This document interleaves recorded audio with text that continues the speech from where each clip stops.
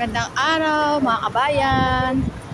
Papasyal ko po kayo dito sa bandang party ng Riga sa may Delta Center.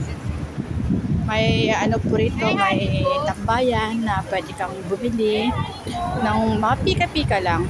Yung mga nagkikrave po diyan ng ng street foods. Meron po dito, street food siya.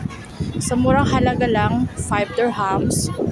Yan, makikita nyo dyan. Meron siyang kwek-kwek, merong mga isaw, barbecue, merong chicken skin, meron din siya lumpiang Shanghai. Sa banda doon, meron din sa kabilang parte, meron din diyang Bobby. Bobby, ayan yung milk tea. Yan. Tapos meron din ulit diyang street foods. Tipo 5 dirhams din yan.